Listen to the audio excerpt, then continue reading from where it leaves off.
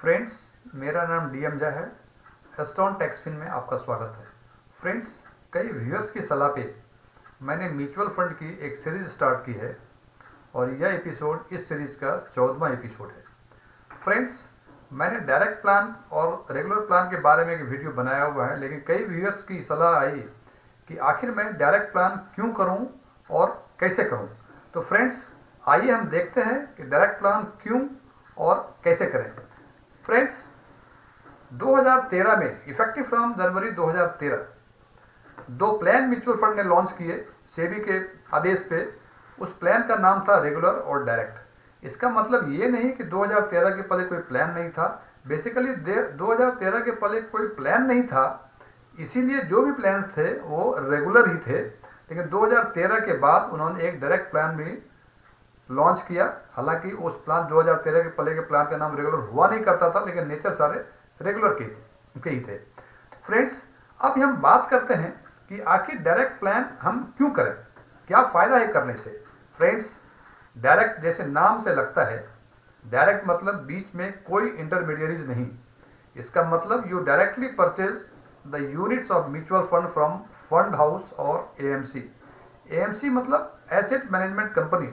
जैसे हम बात करते हैं कि state bank of India mutual fund का हमें एसबीआई स्मॉल कैप लेना है, तो एसबीआई म्यूचुअल फंड उसका एएमसी हो गया या फंड हाउस हो गया। या तो हम फंड हाउस से सीधा खरीदते हैं या उसके एसेट मैनेजमेंट कंपनी से खरीदते हैं डायरेक्टली। चूंकि हम डायरेक्टली खरीदते हैं और कोई इंटरमीडियरीज इन्वॉल्व नहीं है उसमें, तो उसका एक्सपेंसेस रेशियो भी लो होगा in comparison to regular plan. और जब एक्सपेंसेस रेशियो कम होगा तो उसका एनएवी भी जो होगा रेगुलर प्लान के कंपैरिजन में अधिक होगा। और जब एक यूनिट की एनएवी रेगुलर प्लान के कंपैरिजन में डायरेक्ट प्लान की अधिक होगी, इसका मतलब उसका रिटर्न भी अधिक होगा।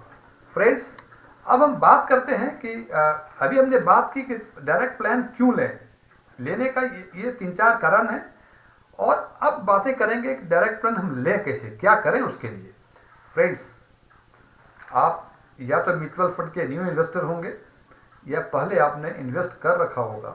दोनों ही केस में यदि आपने कर रखा है तो जब आपने सबसे पहले इन्वेस्ट किया होगा तो केवाईसी कंप्लायंस हुआ होगा। और यदि आप नए इन्वेस्टर हैं तो अभी केवाईसी कंप्लायंस करेंगे, उसके बाद ही बातें कुछ बनेगी। दोनों ही बातों के लिए आपको या तो एएमसी जाना पड़ेगा। यदि आप ऑफलाइन मोड पे जाना चाहते हैं तो या तो एएमसी जाना पड़ेगा या आरटीए जाना पड़ेगा या तो ऑनलाइन जाना पड़ेगा। पहले हम बात करते हैं कि आप ऑफलाइन मोड में जाना चाहते हैं। इसके लिए आपको, यदि आप नए इन्वेस्टर हैं, तो अपना Aadhaar card, pan card, cancel checklist, photo ये लेके आपको या तो एएमसी के ऑफिस या आरटीए के ऑफिस जाना पड़ेगा। एएमसी मतलब जैसे मैंने पहले बताया एसेट मैनेजमेंट कंपनी, और RTA means registrar and transfer agent. मैं फिर रिपीट कर रहा हूं, यदि आप एसबीआई के स्मॉल कैप को परचेज करना चाह रहे हैं डायरेक्ट प्लान में, तो आपको या तो एसबीआई म्यूचुअल फंड के ऑफिस जाना पड़ेगा या एसबीआई म्यूचुअल फंड के रजिस्ट्रार एंड ट्रांसफर एजेंट के ऑफिस जाना पड़ेगा।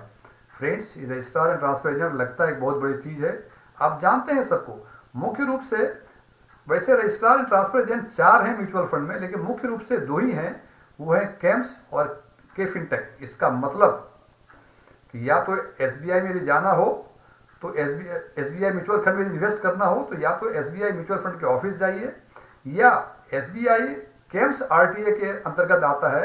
इसका मतलब या तो केम्स के ऑफिस के जाएं या एसबीआई म्यूचुअल फंड के ऑफिस जाएं। फॉर एग्जाम्पल, यदि आप निप्पॉन इंडिया में इन्वेस्ट करना चाहते हैं किसी स्कीम में, तो आप या तो निप्पॉन इंडिया के ऑफिस जाइए या Nippon India K fintech RTA के अंतर्गत आता है, के फिनटेक के ऑफिस जाइए। दोनों में से किसी ऑफिस में जाएं और वहां एक फॉर्म मिलेगा आपको, वहां एक फॉर्म मिलेगा। उस फॉर्म में नाम पता जो भी चीजें हैं, जो डॉक्यूमेंट्स लगाए हैं लगाइए। ध्यान देने की बातें ये है कि उसके टॉप लेफ्ट साइड में कई बॉक्स बने होते हैं। उसमें से एक बॉक्स में छपा होता है ARN और दूसरे बॉक्स में छपा रहता है UIN। उस बॉक्स में ध्यान दें कि जहां ARN है उस बॉक्स में आप लिख दें डायरेक्ट और UIN छोड़ दें। यदि आपने उसको नहीं भरा, जब आप फॉर्म जमा करेंगे या तो आरटीए ऑफिस में, एएमसी ऑफिस में, तो जो उसके स्टाफ या एम्प्लॉई हैं वो एक ARN नंबर का रबर स्टैंप लगा देंगे। इसका मतलब वो रेगुलर प्लान हो जाएगा और आपने किसी इंटरमीडियरीज का यूज़ किया। फ्रेंड्स, मैं फिर रिपीट कर रहा हूँ कि जब मैं स्कीम का सिलेक्शन मैं अपने ढंग से अपने रिसर्च करके करता हूँ तो फिर किसी थर्ड पार्टी का इन्वॉल्वमेंट क्यों।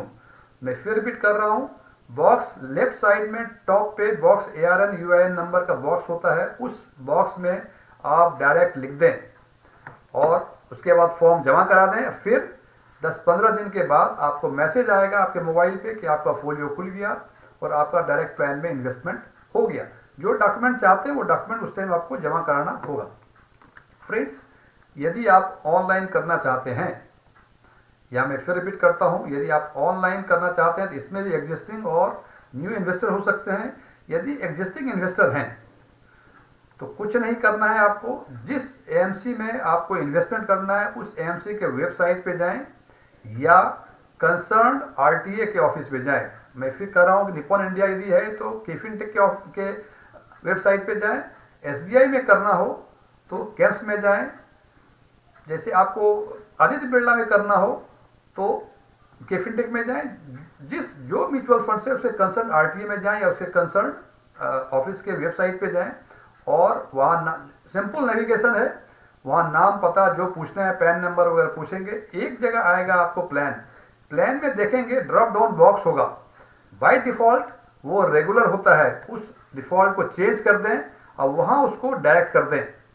उसके अलावे तीसरा भी प्लेटफॉर्म है, बहुत सारे प्लेटफॉर्म्स हैं जैसे जीरोधा का है, ग्रोइन है, मनी कंट्रोल का है, बहुत सारे प्लेटफॉर्म्स है। वहाँ भी जाकर आप ध्यान रखें, जब ड्रॉप डाउन बॉक्स में जाएंगे तो रेगुलर को डायरेक्ट कर दें और उस वेबसाइट को विजिट करने के पहले सारे डॉक्यूमेंट, यदि आप न्यू इन्वेस्टर हैं तो अपने पास रखें। फ्रेंड्स, यदि आप पुराने इन्वेस्टर हैं और किसी नए AMC में आप इन्वेस्ट करना चाह रहे हैं डायरेक्ट प्लान में, तो आपको सबसे उस वेबसाइट पे जाएं, उस AMC के वेबसाइट पे जाएं। सबसे पहले वो पैन नंबर पूछेगा। जैसे ही पैन नंबर डालेंगे 2 सेकेंड के बाद यदि आपका KYC कंप्लायंस होगा तो लिख देगा congratulation you are KYC compliant. उसके बाद ही नेविगेशन आगे होगा। यदि KYC कंप्लायंस नहीं होगा फिर उसकी पहले प्रक्रिया पूरी करनी पड़ेगी आपको, उसके बाद ही आप आगे बढ़ पाएंगे। फ्रेंड्स, मैं इसके लिए एक उदाहरण देता हूं कि रेगुलर और ट्रांसफर प्लान में डिफरेंस कितना होता है। हालांकि लगता है बहुत कम डिफरेंस है, लेकिन इस एग्जाम्पल से पता चलेगा कि डिफरेंस कितना है। फ्रेंड्स, हमने SBI small cap lump sum direct plan का एग्जाम्पल, डायरेक्ट और रेगुलर का एग्जाम्पल लिया है। लमसम इन्वेस्टमेंट के बारे में बात कर रहे हैं। 3 साल का रेगुलर में 28.60 इसका CAGR था और डायरेक्ट में 30.01। 5 ईयर्स के लिए it was 14.79 and under direct it was 16.1। ये लगता है देखने में 1.5% का फर्क है, यार इससे इतना क्यों दिमाग खराब पड़ा। लेकिन फ्रेंड्स, यदि आपने 1 लाख लमसम इन्वेस्टमेंट किया हुआ है तो 3 साल में रेगुलर में आपका बन जाएगा 2,12,678 रुपये और डायरेक्ट में बन जाएगा 2,19,751 रुपये। डिफरेंस है 7,073 रुपये। और यदि एब्सोल्यूट रिटर्न की बात करें तो 3 साल में एब्सोल्यूट रिटर्न का डिफरेंस 7.07% है।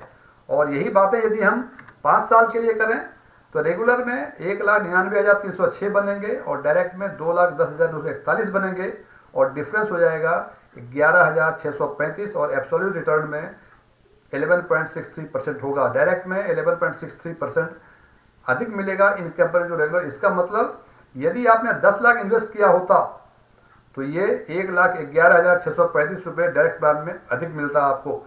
फ्रेंड्स, यहाँ एक फिगर देख के आपको आश्चर्य होगा कि 3 साल में जो मैच्योरिटी है, जो अमाउंट मिला 2,12,000 मिला और डायरेक्ट में 2,19,000 मिला, लेकिन 5 साल में ये कम हो गया 1,99 और इधर डायरेक्ट में हो गया 2,10। फ्रेंड्स, ये इसलिए हुआ है कि 3 साल में जो रिटर्न था इसका रेगुलर में 28 पॉइंट्स था और 30.01 था डायरेक्ट में, और 5 ईयर्स में ये 28 कम होके 14.79 हो गया।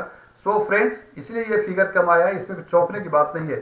फ्रेंड्स, यदि आपको मेरा ये वीडियो पसंद आया हो इसे लाइक करें, शेयर करें, कुछ क्वेरीज हो उससे पूछें, कुछ अच्छी चीज़ें लगी हों उसे बताएं और कुछ चीज़ें पसंद नहीं आई हो उसके बारे में बताएं। और यदि आपने मेरा चैनल एस्टॉन टैक्सफिन अभी तक सब्सक्राइब नहीं किया है तो इसको भी सब्सक्राइब करें। फ्रेंड्स, मेरे म्यूचुअल फंड्स पे कई वीडियोज़ हैं और उन सारों का लिंक इसके डिस्क्रिप्शन बॉक्स में मिल जाएगा। यदि आपको उसमें से कुछ देखना पसंद करें उसे देख सकते हैं। Thank you, good day.